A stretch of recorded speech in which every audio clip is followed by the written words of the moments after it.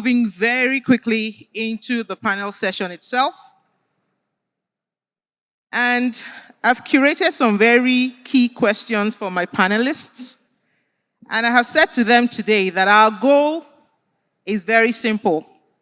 We don't want platitudes. We don't want nice speeches. We want to see clear pathways on how to grow the region. We want everyone living and listening to us to walk away today with a clear understanding of how the Southeast, through the SEDC, can move from potential to project ready, credit worthy, and investment attractive. So I have like a few buckets of questions. And during the course of the conversation, you would understand how each bucket kind of lies or relates to the next one. So the first set of questions will speak to the blueprints and institutional readiness. We're trying to establish the soft infrastructure here, data, systems, policy. And my first question will be going to Mr. Mueller. Thank you for joining us. And we will want you to, tell us from your own vantage point, what is the biggest institutional red flag that would prevent an infrastructural project in the Southeast from being considered for an infra credit guarantee? We understand you see it where projects meet capital. So please let us know what these red flags are that could actually create a bottleneck from the investments coming in and from infra credit standing behind those projects. Okay, thank you. And it's a pleasure to be here and a privilege. Thank you to the Southeast Development Commission for organizing the 4-day summit. Again, I'm the Executive Director and Chief Operating Officer of Infrastructure Credit Guarantee Company here in Nigeria. We guarantee long-term local currency debt for infrastructure projects up to 20-year tenor, crowding in largely Nigerian pension money into the real sector. The single biggest constraint for most infrastructure projects is the lack of operational expertise. We have a lot of companies in the market who have constructed assets. Maybe they've done a pipeline construction on an engineering, procurement, and construction basis, but they've not operated it. And that is really the single biggest constraint for most businesses. If you think about it, nobody was doing liquefied natural gas for the domestic market until about 5-6 years ago. A company just west of Port Harcourt, Greenville, started. And so when you're looking for success stories in the market, very few credit institutions want to be, the first to back a new player to operate a new asset. So that experience, having operated similar assets in this market, is again the single biggest challenge. Where the projects are coming from the public sector, the same matter arises. Even if the public sector tries to do this on a PPP basis and they have a winning bidder or they say we've contracted it well, we're still going to look at has that company operated that asset? Something like a toll road, we know sort of universally toll roads rarely are able to be bankable on their own. They're creating value along an economic corridor. There's land that is becoming valuable because of improved transportation infrastructure. And the same goes for a lot of rail projects. So for rail and road projects, again, how many companies have operated a toll road in Nigeria? How many private companies have operated a rail line in Nigeria? It's very rare. It's usually been government owned and operated. Where we want to back those private sector companies on a 20-year debt instrument, fixed rate, risk-free for the pension funds because we'll take the credit risk. But those assets, we have to be confident that they can be managed over the long term. I'll give one last example here. In the power space, those that are familiar with the power sector privatization and the reforms, a lot of times the distribution companies will speak in terms of we're reducing losses. All I need to do is improve my collections, improve my collections, improve my collections. And that usually is not the sort of operational mindset that we want to hear for a successful business. Really, collections should be easy if everyone is metered and if you're doing your job of energy audits within your own network. It's actually the customer service that leads to happy customers paying their bills. If you're not on top of your network, if you don't know where your power is going, if you can't demonstrate that you're doing your own sort of energy audits and catching theft in a timely manner, then you're not really successfully doing the operation. If you are ensuring that your network is always running, if you are the one telling the customer, sorry, we're about to have an outage, as opposed to, as most of us know, we're the ones that will be calling the local substation operator to say, hey, our line is down. As customer, that's not how one would expect the business to operate. So that operational expertise is the single biggest challenge for most infrastructure projects. Thank you. You can clap, actually. Thank you so much, Mr. Mueller. And we're hearing him loud and clear. So we're moving from theory to practicals. It's interesting to hear that a region where we know that most of us are extremely cerebral, we have not moved from textbook to actually doing. That's what he's saying is preventing, companies like InfraCredit standing behind your project. So we have a lot of people moving around with briefcases that haven't done any of these projects before. And so this is a charge to everyone listening in the southeastern region that have the capacity to do this, that you have to start small and build your track over time to be able to give investors and companies like InfraCredit the confidence to actually partner with you. So we need to start doing things differently. I'm now going to move very quickly to Dr. Chioke. And you've spoken about capital flowing where there's accountability and transparency. If the Southeastern governors were sitting here today and they come and they say, and we've heard over the past few days about, different projects that we should be looking at, and they're thinking of the rail project, for instance, what would you say would be the first structural weakness to committing capital to such a project for the region? Thank you. Actually would lead on Daniel's point.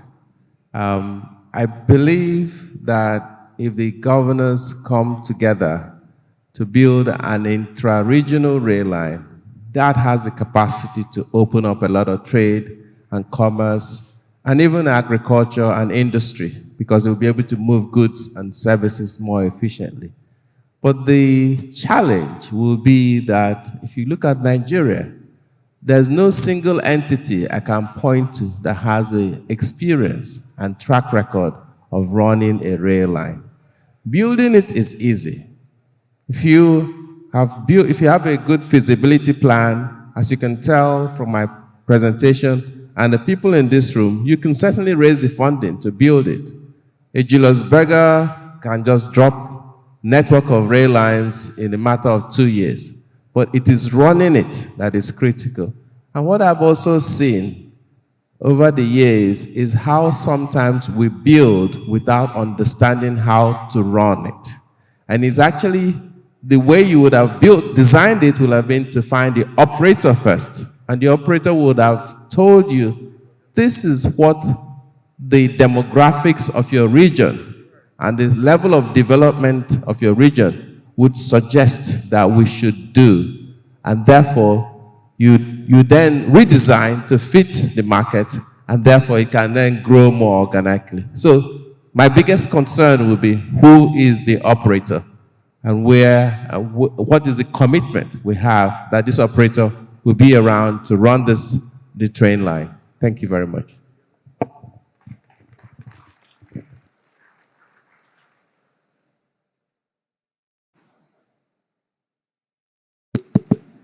Dr. Chioke, interestingly, as you were speaking, I was smiling because one thing we know about the Igbo people is we want to be the owner and the operator of our businesses, Emeka and Sons, and the sons are in line to take over the business. Maybe from my experience as a lawyer, I can say clearly that sometimes you need to be able to distinguish ownership from operatorship, and to get us to where we need to be, we need to look for seasoned operators to come whilst you hold on to the ownership of the business. And when you have a seasoned operator coming on board, you have people that can understudy them, so that in a few short years, you can actually hold your head up and say, I am owner operator of this. But you can't, signal to the world that you are owner and operator when you actually haven't done any of this. So we're listening to the things that are going to, stand in the line of achieving Vision 2050. And we don't want that to happen. So I'm now going to segue now very quickly to Dr. Agama. And we're looking at regulatory systems and market standards. What would you say needs to be done to convert Vision 2050 to a bankable instrument that investors can trust, price, and scale? Well, thank you very much for having me, and congratulations, Mark, for this very important discussion that is going on here. As a regulator, what is important for me, actually, is what is the environment that allows you to operate very efficiently, that attracts investors and investment. That's fundamental. Because if you do not have a strong foundation, you certainly cannot build on it. That foundation requires certain things to be done. Without them being done, forget about whatever plan you have as an institution. And that is critical. Because one of the things that the Southeast has actually not been able to put together easily is patience.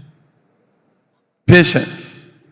Looking at it from every angle, we are always in a hurry. And in being in that state, it has taken us nowhere.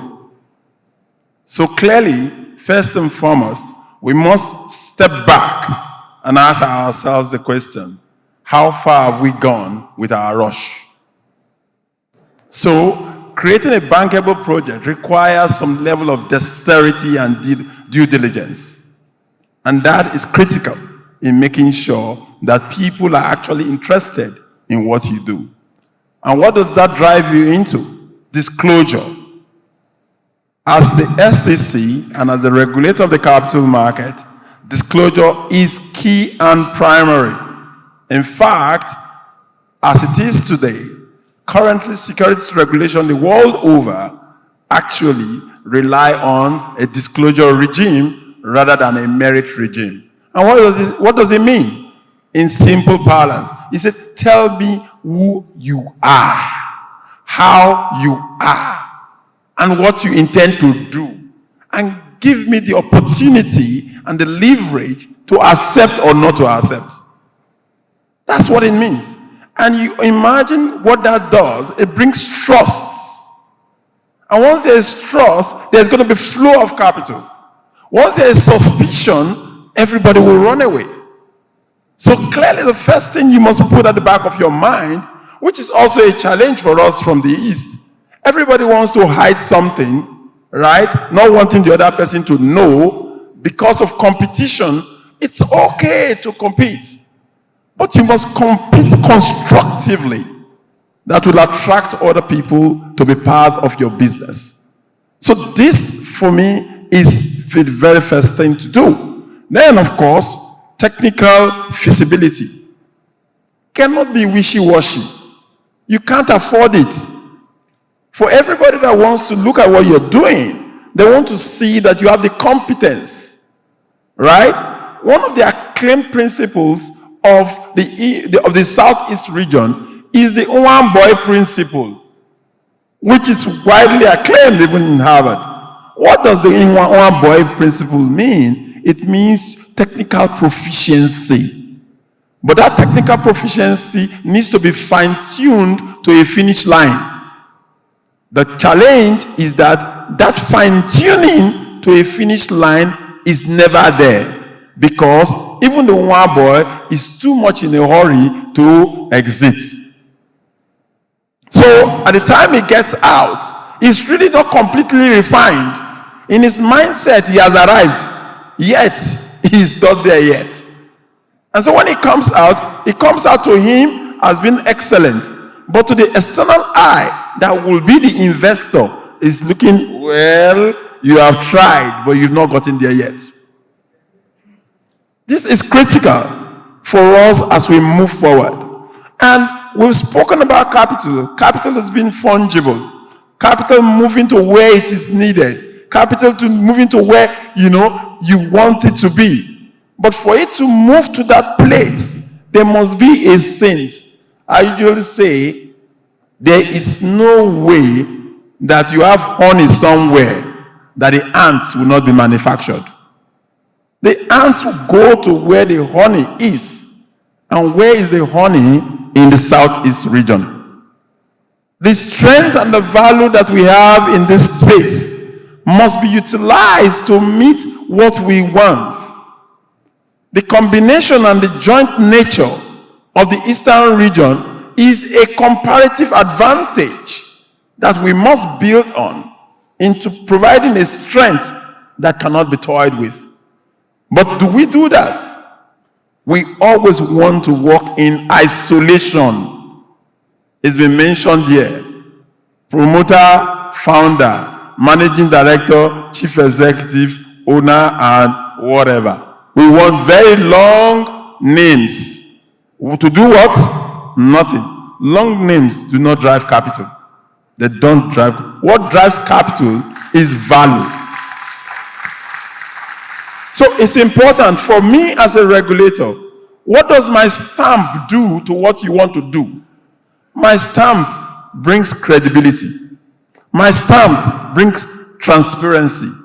My stamp draws cash. I am actually the honey that every ant will want to find.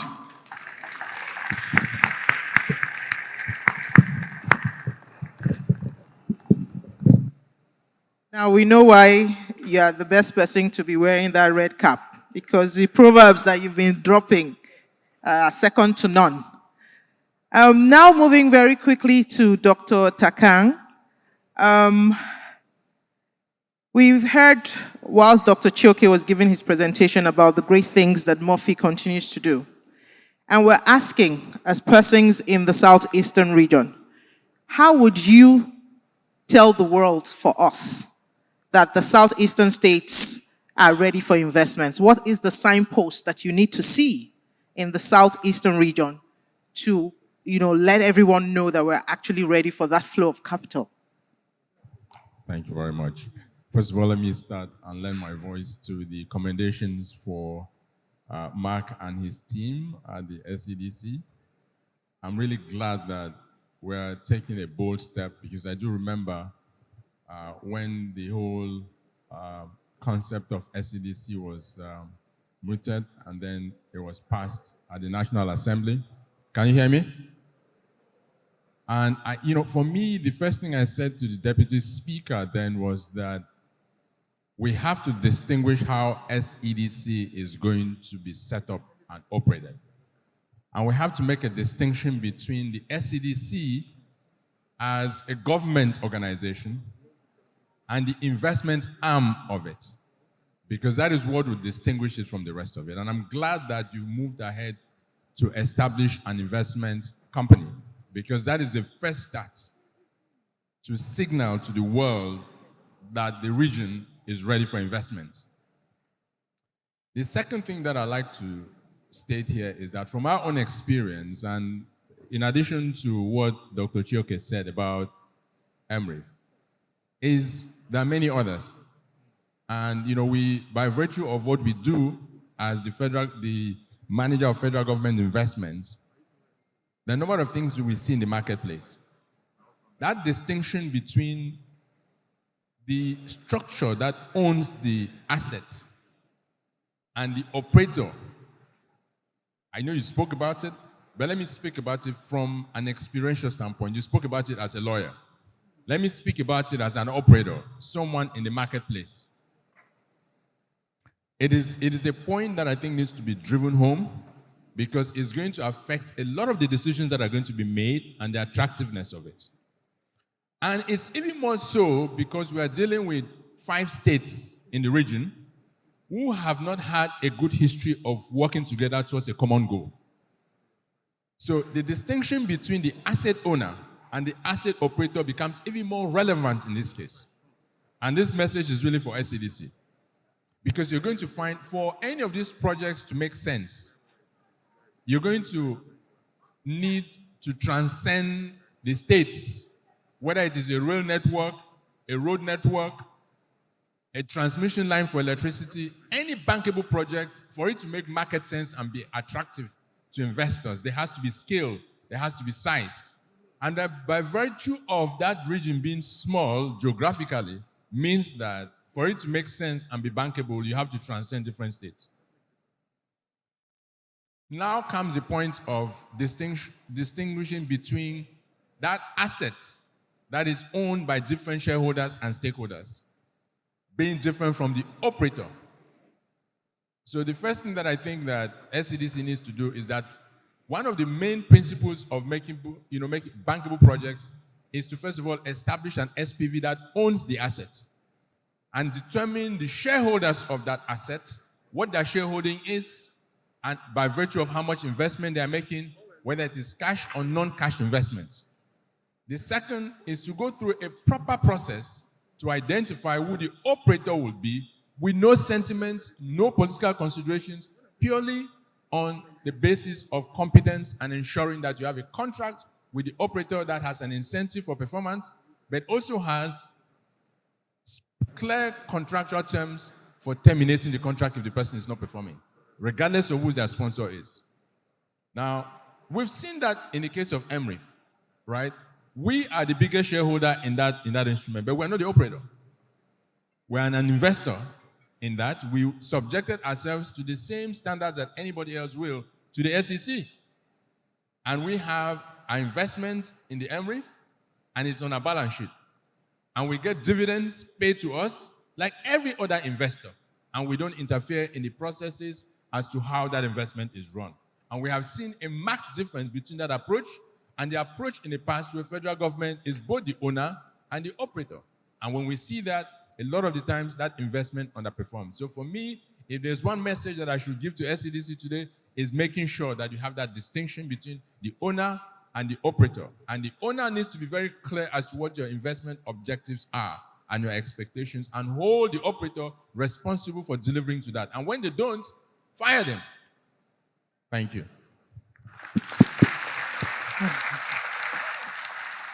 Thank you so much, Dr. Takang. It is clear that corporate governance is something that we cannot afford to play with if we want to signpost that we're ready for investments. We're hearing key buzzwords here today: accountability, transparency, corporate governance, your ability to show that you have a track record of doing this businesses or running these facilities, successfully. So these are things that we believe that if they're representatives of the states that make up the region in the room, I hope that they're listening and they're taking notes very, very carefully.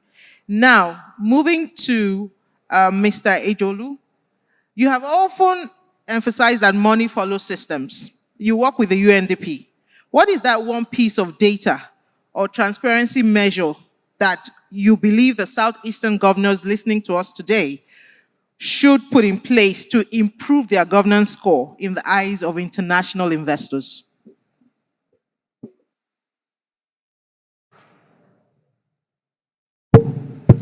Great, thank you very much. I'm very happy to be in the Southeast, in Enugu specifically. We are proud of you, Mark, and the distinguished board at the Southeast Development Corporation. From the first time we met, we were sold on the vision for the Southeast. And what really struck us is we were talking beyond vision. The lens that was translating this vision was a lens about how we actually build a financing or investment infrastructure or framework that will make this vision investable. So this conversation today is very important. I know you've asked about data, but I thought that I could just highlight very briefly a few things around the systems we need to think about as we work towards institutional readiness. Because, I mean, this is a very big ambition. There's a lot we can achieve, but moving towards a serious developmental state, an entrepreneurial state, is not going to be very easy if we don't build a very systematic and consistent, intense approach around how we work towards the pipeline, how we work towards protection, and how we build predictability. I would like to say that, and this has been said by most of the presenters, capital is not necessarily the issue.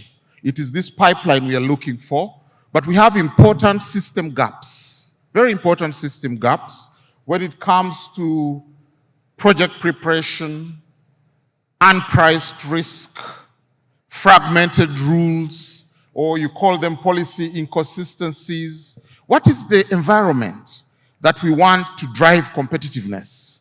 We need to be able to look at this, and how do we build this unified market, in this region? These are crucial issues we need to look at.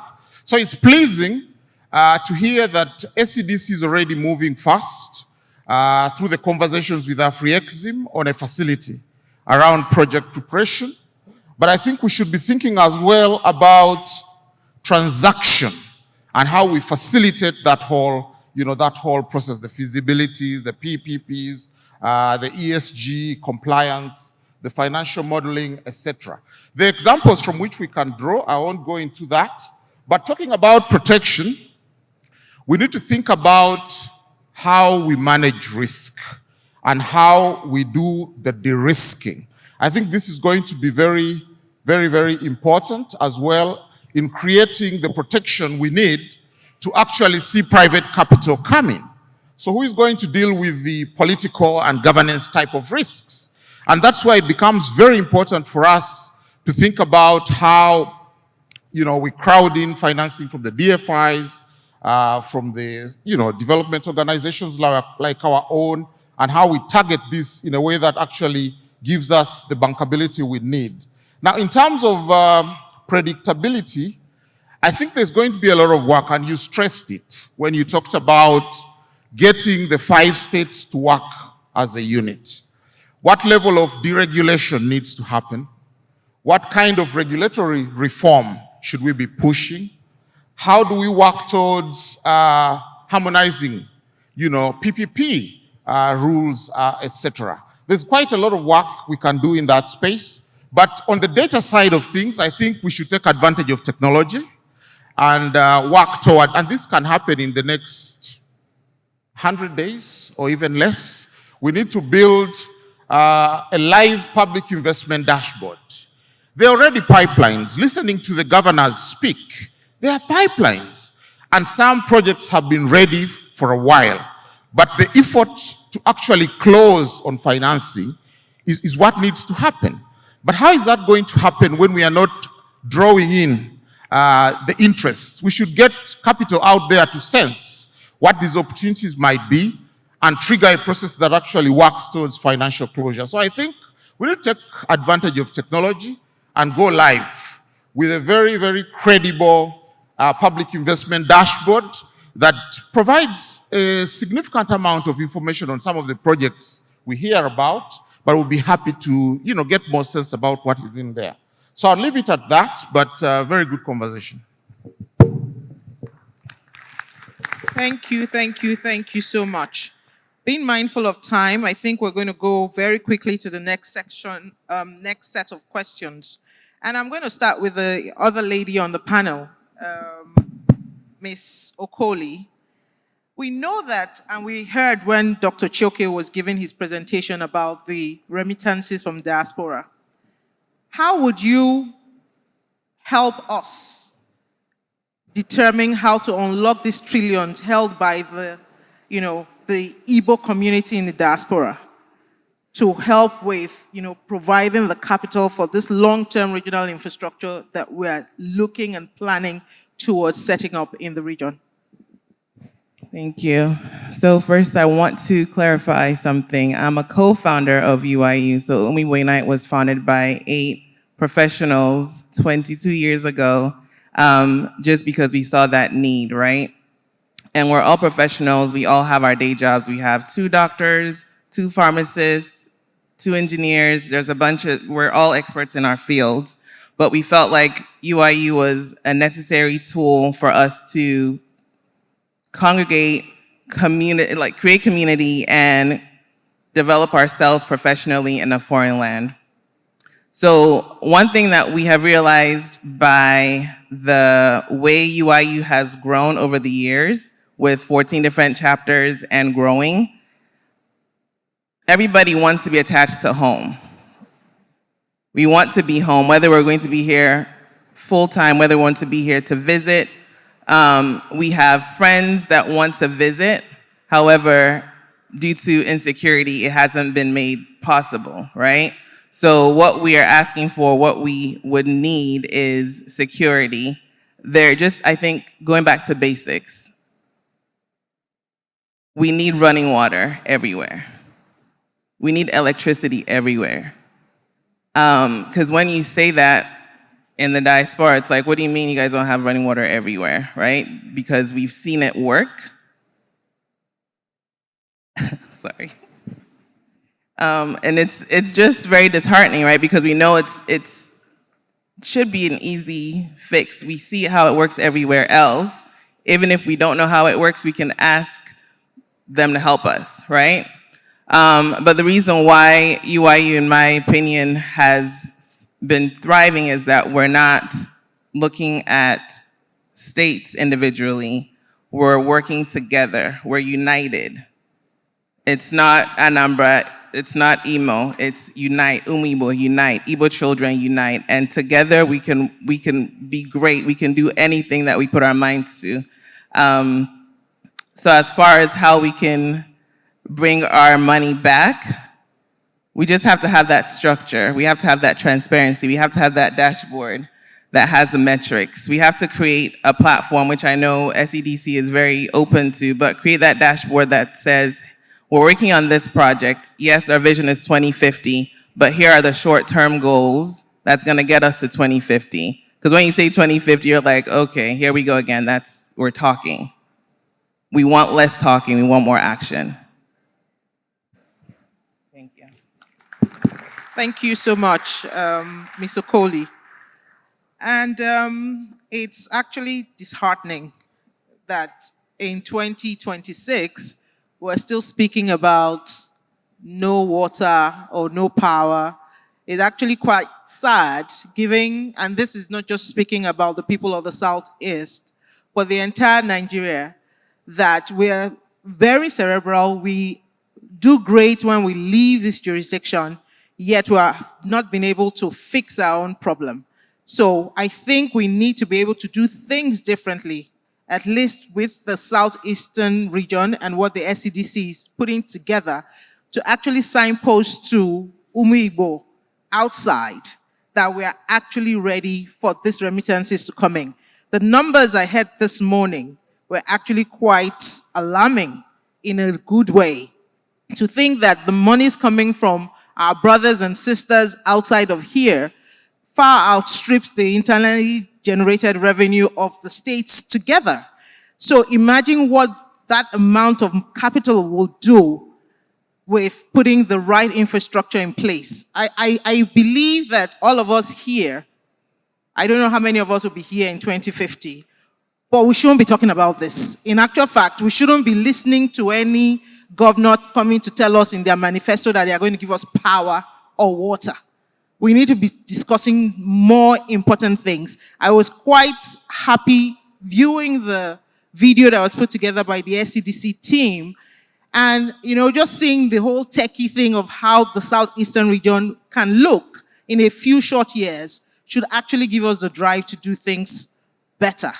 Now, moving on to Mr. Mueller, we know about and we've kind of spoken about the different risks in our region, political risk, revenue risk, governance risk, policy risk.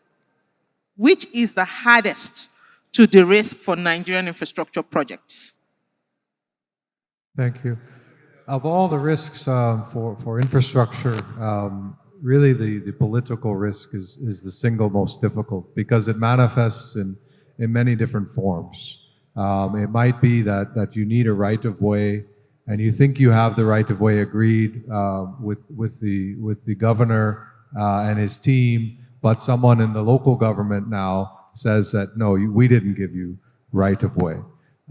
It may be that people have to be resettled, and it is the government's obligation to actually resettle some people. Maybe there are residents that have to be moved off of a transmission line path, or there are farmers who need to be compensated for their fields being taken. And you can have a signed agreement that says the government will actually compensate these people. You've done all the work, but if the government doesn't pay, what are you going to do as the private sector company trying to build that asset if the parties have not actually been compensated? It comes up in once an asset is operational. We saw this with the Lekki Toll Road. I always use this example for those that live in Lagos. A saloon car, when the Lekki Toll Road started, cost you 120 naira to pass the toll. 7 years later, the toll price was the same. Now, any investor or credit institution will know that was not the plan. The plan was not that they would keep the toll price fixed for 7 years. There had to be something else going on. And again, it was the political risk that if they actually abide by the agreement and move the toll price by inflation every year, the residents will push back. It becomes a political challenge. We see the same thing in other transportation infrastructure where a governor will announce that the bus fare is half price today or even free. And again, as a private sector operator, you really can't be running that risk that your commercial framework is somehow changed. So political risk is the single biggest risk. We do have successes though. The port space, those are largely 20-year concessions. And I don't recall any being revoked early unless it was due to bad performance by the operator. The hydropower plants in Niger State at Shiroro, Jeba, and Genji, all of those are long-term concessions, 35-year concessions. So again, these companies are running the risk that the concession could be terminated by a new government that comes into power. But those agreements have been structured well enough, and the monitoring of the performance is structured well enough, and the incentives are aligned that they're paying concession fees back to the government based on performance. So there are examples where one can mitigate these risks in our market, but when you get it wrong, you really can't move a project forward at all. So political risk is the single biggest challenge to structure around. Thank you. So much, Mr. Mueller. And Dr. Gama, I'm coming straight to you now. You regulate an ecosystem that turns projects into investable securities. What would you say the new instruments or frameworks or market mechanisms we should put in place to allow pension funds and insurance companies safely deploy long-term capital into our region?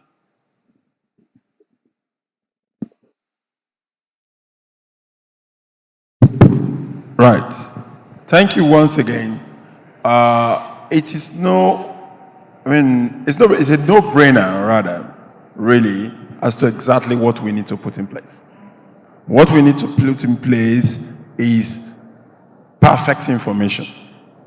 Perfect information in the sense that it is only information that drives investment, that attracts investment. So disclosure, transparency, accountability, and making sure that everyone is clear as to exactly what we want to achieve. And that transparency is important because it removes suspicion. What drives investors away is not being able to articulate exactly where the journey starts and where it will end. For every investor, investing alone is not the issue. What is the issue is how do I exit? So you can't invest in an instrument and remain there forever. No, that's not how to go about it. So clearly, it is very, very important that for us to have pension funds investing, one of them is transparency. But beyond that transparency is the stamp of the SEC, whether you like it or not. My dear brother and boss, Dr. Tekang, will tell you that the value of the Mofi Real Estate Investment Trust is clearly the way it is because of the collaboration and cooperation between the SEC and a government entity, making sure that people appreciate the transparency in that project. That is why you can raise that kind of capital in the very short time that you can raise it. But beyond raising the capital, the benefits, the incremental benefits in that structure or that instrument, as we speak today, has never happened in this country. So for the Southeast Development Commission, fortunately for them, they adulterated the SEC's name by including a D. If you remove the D from that name, it becomes SEC, right? So it means that you must work with SEC. You must work with SEC to provide transparent instruments that meets the requirement of public listing and public fund attraction. There are no two ways about it. You cannot get it from the window. No, you must come through the straight door, getting everybody to understand exactly what you want to do. But the more benefit in it is that united we stand, divided we fall. The Southeast states must be united. There must be a chain that links every Southeast state together with a common purpose, and that purpose is shared prosperity.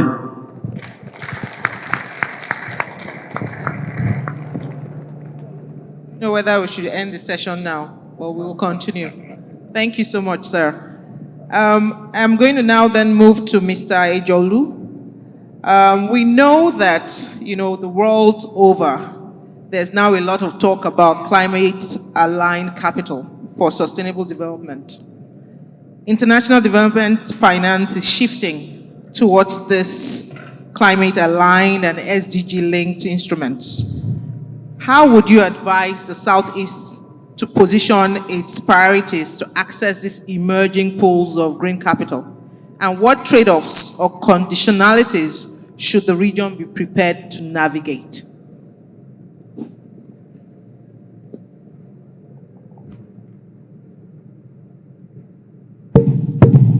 Green finance, right? Thank you very much. I'm not an expert in green finance, but it's something that we can't run away from because it's a great opportunity out there that we need to leverage. So green finance is not really charity. It's cheaper capital, but that comes with conditions, like you said. And the Southeast can access these pools of climate-aligned capital if it frames its priorities in investable green platforms. So we can think about industrial clean energy systems. We could think about climate-resilient logistic corridors. And we could also think about sustainable industrial parks. But we need to have a caveat here, because most of the advanced economies that managed to transition actually polluted this world, and they continue to pollute to some extent, although with technological advancements, these problems are being sort of managed. So we have to be thinking about the energy mix and how we always get that balance right, because we have to be strategic in looking at how we work with the opportunities we have. But we have real opportunities with green finance, and we've seen this work in different places. If you take Morocco's NUA Solar, for instance, combined concessional climate finance with private capital to deliver large-scale renewables. We've seen Rwanda's Green City. It unlocked climate finance funds by meeting strong ESG standards. Now, ESG is very crucial. It's really about the due diligence we need to do to be compliant on environment, social safeguards, governance, etc. So the trade-off is going to be discipline, discipline, and discipline. Because this green capital is going to come with stronger safeguards, transparency, data reporting, and the ESG, compliance. So I think we have an opportunity there. We can have a conversation, and it's good to see that the SEDC is very future smart. If you look at some of the plans of the SEDC, they're actually thinking about creating departments or units that are going to be cracking these issues. UNDP will be partnering with them on these more technical aspects, and we have opportunities to get this green financing. This region is very much bankable, but we'll need to build this facility that does this readiness with an eye also on the green finance that's out there. Thank you. Thank you so much. Some of us in the room yesterday heard DK Chukwumerije say that he doesn't speak to the older generation anymore. He's now focused on the younger generation, so we're looking to the future. So, Ms. Okoli, there's a rising trend of impact investing among young diasporans. Is there an appetite in your network for green or sustainable investment back home? And what kinds of platforms do you think they would want to see to be able to facilitate this? There's definitely appetite for green sustainability projects. So I know through our UIU Cares Foundation, we have, our goal is to reduce poverty. That's something that we want to do, is work with the community, because that's where the need is, right? We see, like, we have family members, we have come from different communities where people don't have the basics. So we try to close that gap. And that's very important to us. We have what it takes to help, so we're doing that the best way we can with what we have. But if we do it collectively, we can do a lot more.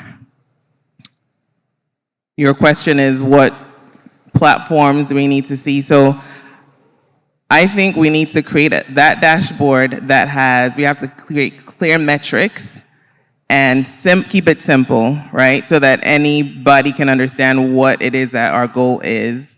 So create clear metrics that we can follow through on and provide constant updates so that we know how we're trending. That's going to add a lot of value to how the diaspora sees the work that we're doing through SEDC. Thank you so much for that. We have spoken we've mentioned during the course of our session today about the 5 states working together. And we now need to look at how do we want to create that picture of one bankable regional economic bloc. And how do we plan for these 5 states to work together? So I guess I'm going to move now to Dr. Chioke. From your perspective, will investors' perception change when multiple states collaborate versus when they act independently? We heard today, during the course of your presentation, about how great Enugu is doing. Mm-hmm. Would investors be more interested in, flowing their capital to only Enugu, even where SEDC has come with a plan that speaks to the entire region? What will be the things that would, what are the considerations for them to go one way or the other? Thank you. The biggest challenge for Enugu, even if it continues to develop at the pace it's going, would be its size. The southeastern states as a whole unit, the whole 30,000 square kilometers would fit several times in some of the states. Niger, probably is over 60,000 square kilometers. Taraba is over 50,000 square kilometers. Kaduna is close to 60,000 square kilometers. So when you think about the southeastern states, the biggest challenge you have with each state acting individually is scale, the small size. If you think now that the amount of power being wheeled from Transco, Transmission Company of Nigeria, through EEDC is under 100 megawatts for the entire region. Yeah? Now, if one state wants to say, I want to do a 400 megawatt power plant, it's too small to absorb all that power. But one 400 megawatt power plant can do a whole lot for the region. So it's important that the region collaborates. I think this is where the SEDC's role becomes paramount, because it can itself develop that plan, look at all the bankability issues, and discuss with the lenders, find out the guarantees required both from the federal government, from the state, and how to perfect the guarantees of the state so it transcends political actors. And there are ways to do that, like getting a federal government ISPO that lasts from, political party or government to another, and then be able to put that plan together, allows us to then go and raise the sort of $500 million required to execute. And the beauty of it is that once such a plan is available, the Southeast diaspora is actually sufficient to fund it. They brought in, $4 billion, mostly for consumption. We're doing weddings, wine carrying, chieftaincy. People are just showing up with brand new cars and houses for Christmas. But we could do better. And the money is there, but we need to get the scale to attract the right kind of investments. Thank you. Thank you so much. It's interesting when you see some videos on social media of the mansions in the Southeast, and next to those mansions are potholes and very tiny roads. And you wonder what exactly is wrong with us as a people. But that is changing thanks to the SEDC. Moving now to Dr. Takang. Public assets in Nigeria are still largely structured at institutional and state levels, rather than as an integrated economic system. From the Murphy's vantage point, what structural changes are required to move us from these isolated state assets to regional bankable asset platforms, such that the federating units legally and financially pool assets together without losing their sovereignty? Thank you very much. So I think the contrary to what many people might think, a lot of the assets we talk about, by the way, for those of you from the Southeast, your son, Dr. Chioke, is a member of Murphy Board, and he represents the interest of the Southeast, in case he didn't tell you. So he brings a lot of expertise, and he has used that expertise to help a lot of states and a lot of other regions. It would be a real shame that the Southeast, especially SEDC, does not use that expertise to its advantage. And incidentally, the MD of SEDC is an alumni of AfroInvest.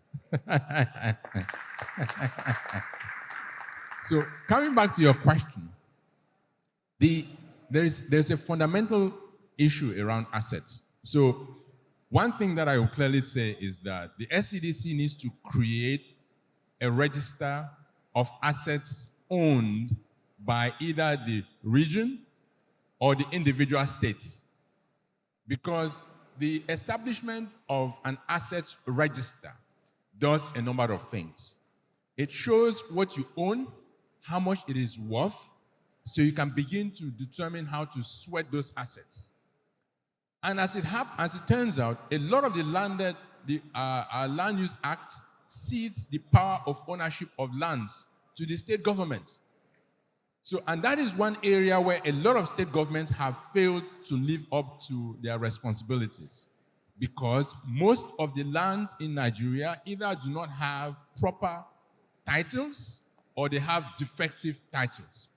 And globally, within the states, it's over $900 billion of lost value in Nigeria as a result of either defective titles or non-existent titles. So when we talk about assets, I believe that that is the starting point. All the southeastern state governments have no business why any piece of land in the southeast should not have proper titles. Let's start from there. Because what that does is that it allows you to unlock a lot of value. Most of us are traders across all the states. And we need to unlock capital to support our businesses. And many of them have lands, but the lands are not titled. And as a result, instead of them being able to have access to capital using that landed property with proper titles, they are going to borrow money at 3-4% per month to do their business, which doesn't make any sense. So they are losing money. So for me, that is the first thing. Let's have SEDC. If you can get all the state governments to get all the lands in the southeast titled within the next 24 to 36 months, it can be done, and it must be done. So that's the first thing. The second thing is that the SEC might lend more voice to that when it comes to blockchain.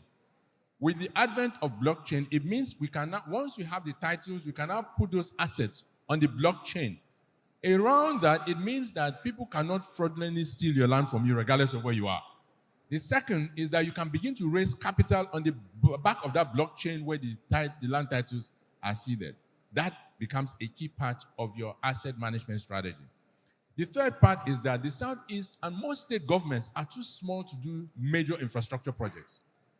I was speaking to Lagos one time, and I said to Lagos governor, you are number one in IGR, but let's look at your IGR and even your budget.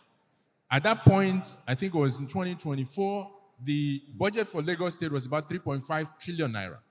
And I gave them one example of a project we're working with them, the Lagos Green Line. That project alone is at least $3 billion to do a metro line from Marina to the Lekki Free Trade Zone, 70 kilometers. We're doing the project. We're actually putting together the project. And I said, even Lagos cannot do that project. So when we talk about the transmission line in the southeast, we talk about the rail line, whether it's for goods or for metro. You talk about water across the southeast. None of these southeastern states has the capacity to do that. Dr. Chioke, you gave the example of FAC allocations 1.1 trillion, IGR 300, that's 1.4 trillion naira across the entire region, right? That's less than $1 billion for the entire region. And by the time you look at their expenses, there's not much left for you to do any project. So the other thing that I believe that the region has to do is begin to partner with federal government. That's why the federal government is there. Whether it is in terms of being able to negotiate terms for sovereign guarantee, which is what we're doing on our road projects. The Green Line, we already secured a federal government sovereign guarantee. And that argument is that you cannot talk about it without Lagos. And so if Lagos is contributing that much, then it makes sense that the federal government should come to its rescue. Same thing with the Southeast. If we're seeing the Southeast as a major manufacturing hub that contributes to the economy of Nigeria, I believe that the Southeast should come as a bloc to negotiate those specific provisions, including getting sovereign guarantee for bankable projects. We cannot, and I say this as someone from the region as well, from Abia State, we cannot continue to play the victim politics. It's a negotiating politics. So if we're talking about politics and economy, we need to go to the table and negotiate as equal parties to it. Coming back to that, look at the voters' registration. Our registration in Southeast is abysmal. How do you go to negotiate when you don't even want to register to vote? So I think that's something that we need to become politically conscious when it comes to things like that as a region to help us boost that. Because the guy sitting in Abuja is looking, hang on a minute, if I'm calculating, because that's a reality. The guy is sitting thinking, okay, where do I allocate resources? They look at the numbers. The whole of Southeast is less than a few local governments in another region. Where do you think they're going to prioritize it in terms of resource allocation?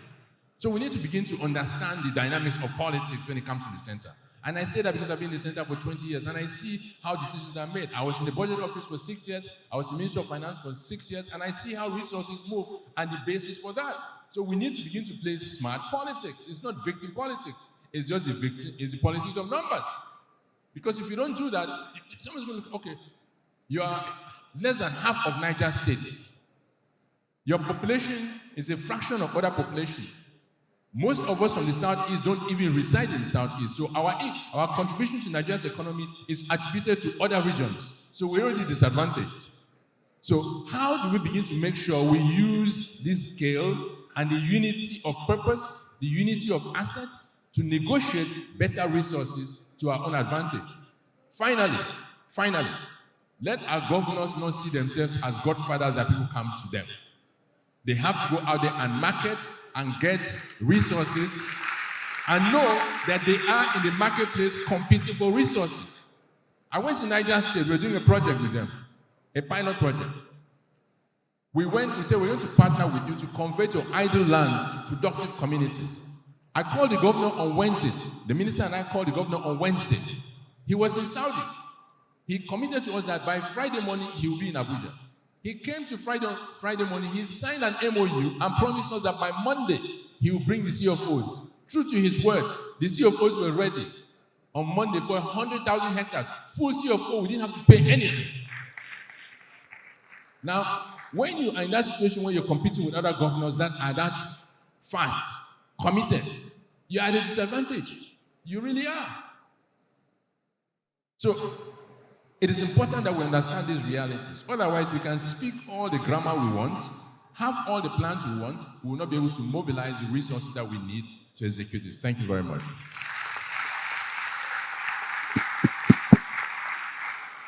It's as if Dr. Takang knew that I was about to wrap up the session, and I was going to ask each panelist to, leave us with some tangible next step for the governors and everyone in the Southeast. I think you've taken your own slot, so we're going to jump you. So starting with Mr. Mueller, if you were the lead consultant for the Southeast Governors Forum tomorrow, what is one specific action or reform they must announce in the next 100 days to prove that the financing of Vision 2050 has officially moved from dream to actual potential? Okay, thank you.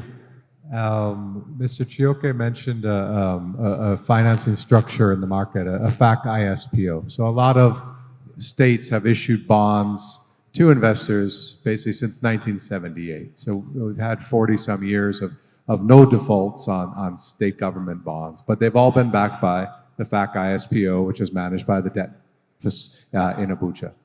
It gives investors confidence. Well, many people say that's the gold standard for local currency financing in Nigeria is to get a FAC ISPO from Abuja. If the 5 states sign some sort of agreement that said we are going to pool our available capital under the FAC ISPO, we're all committing this toward a set of infrastructure projects that we intend to do over the next few years, that would be a big confidence boost to show that they're ready to collectively back projects. And I do want to, as a final word, there are assets that are underutilized. We talked yesterday about stranded assets. There are existing assets that can leverage today. So obviously Geometric is there. Alaoji and IPP is also in Aba. It's one of the least utilized power plants. Today it has that capacity. Seplat just commissioned the Ano gas field in Imo, making Imo a gas-producing state. Anambra is already a gas-producing state. So the gas is already there and being sent out of the region to power industrial zones elsewhere. 9th Mile Enugu is not connected to a gas line. Newi industrial area in Anambra is not connected to a gas pipeline. So we already have the assets. We just need to work together and start putting the infrastructure in place. Thank you. Ms. Okoli, final words, please. Sure. So one thing I wanted to mention earlier was the agriculture. You talked about the sustainability, right? So there's so much agriculture in the East. I met somebody here who they have a plantation of palm kernels. There's so much that can happen through that. So with job creation, community building, etc., that's one thing that I wanted to add on to that. But for the next 100 days, I'm very interested in seeing that dashboard with the metrics, right? So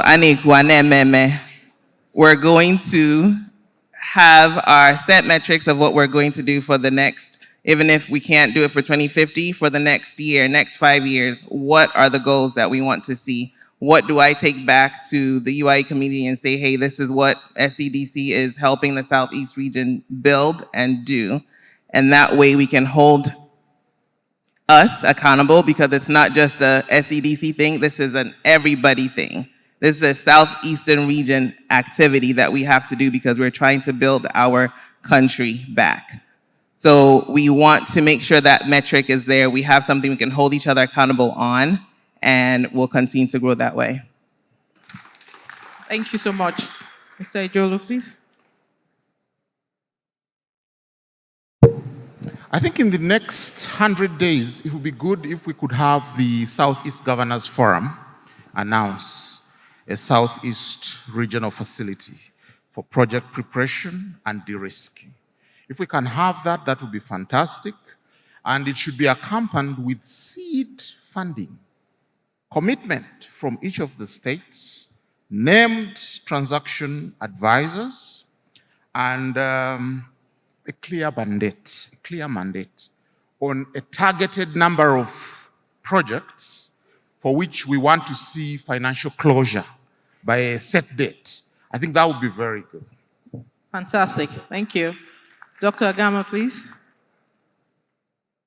Okay. Dr. Chioke. I think for me, what I'd like to see as a takeaway for the governors of the Southeast is their commitment to establishing the standards of governance, accountability, discipline, and disclosure required to access funds from the capital markets. We are talking today about just under 27 trillion naira of funding held by the pension funds. We are talking today the size of the bond market at 70 trillion naira, the size of the equity market at 100 trillion naira, 106 actually trillion naira as of this end of January. And then remittance inflows about 6 to 7 trillion naira annually, mostly going into consumption. So the ability to be disciplined and give us audited accounts, register the state as a member of the defined contribution pension scheme, make sure you have a pay of the backlog of unpaid pensions, or have a plan how you pay that, introduce life insurance for your staff. Those things simply enable you to come into the window that the DG of sectors talked about, to be able to access the trillions of naira available that is far in excess of your internally generated revenue. I know that states like Enugu are doing very well, expanding IGR, but the governor has told us he wants to move the GDP of Enugu from $4 billion to $30 billion. He can get there much faster if he can leverage the capital markets alongside the growth of IGR. And that's what I'd like them to do. That's the low-hanging fruit. Thank you. Thank you so much, Dr. Chioke. Dr. Agama, please. To do some justice to my final word. Go ahead, sir. Yeah, great. So, clearly for me, I will start with this. The southeast of Nigeria is no longer just a collection of 5 states. It is now a single unified economic corridor under the Southeast Development Commission. And through the SEC, we have built the regulatory highway for you to drive your investment home safely. Having taken that quote, it's important that in my final, statement, one thing that needs to be done in the next 100 days to justify why we are here, why we are all seated here, and why we have come from far and near, is to make sure that there is a bond template. That bond template is the SEDC bond template. Of course, I'm trying to, great, fantastic. But before that, we need to understand certain things. Because if you do not understand from the beginning, you do not know where you are getting to. And of course, as the Southeast region moves towards a more structured economy, because what is happening here is historic. It's historic because the Southeast Development Commission is the one doing it first. I am jealous, but yet I have to do it. Why am I jealous? I am from the South-South. So I should be doing this for the South-South, not the South-East. But then I don't have a choice. Mark took me up on it, and he has gotten the juice out of the matter. So, according to the PEBEC and fiscal performance, I want to show you exactly where we are as states in the Southeast region. Sometimes, if you do not know the basis of a problem, you actually would not know how to solve it. You assume, and yet you'll be floating. So please move on. Let's see if you can get it out. Yeah, who is there? Right. Technology, of course, is one of the things we need to do with the Southeast. So, let's, right. So, what I wanted to show there before it comes up is what are the comparative analysis of the Southeast states. They are 2025, 2020. Beautiful. So, you see that, right? Enugu State is ranked number 6th in terms of ease of doing business, national ranking 2025. The score metric is 56.2. The core strength, as far as we are concerned, is digital service delivery and land administration. What is the strategic challenge? Power infrastructure reliability. That is Enugu State. Anambra, top 10, number 1 on fiscal, highest fiscal transparency, and number 1 in revenue prudence. Strategic challenge, high kidnapping, ransom cost, and security. Abia, top 15, 77% capex, leading the nation in budget allocation to infrastructure, legacy debt, and wage arrears. That is the strategic challenge. Ebonyi, top 20, high capex, strong focus on road networks and market hubs. The greatest challenge, access to skilled technical labor. Of course, Imo, bottom tier, low fiscal rank, robust commerce and hospitality sectors, weakest fiscal management in the region. Move on, please. Can you move up? Right, it has to come back again. Okay, that is technology. Right.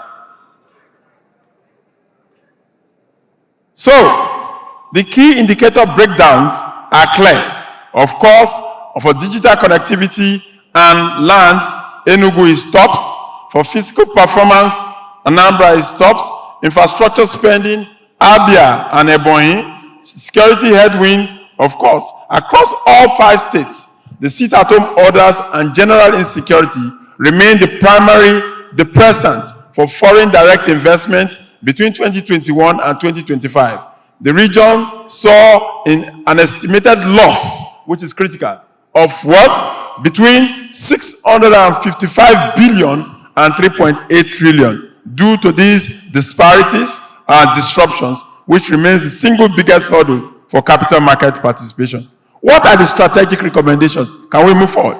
So, if you are looking at the table, the most stable yield via subnational bonds will be Anambra and Enugu, present the lowest risk due to their high fiscal transparency and regulatory reform momentum.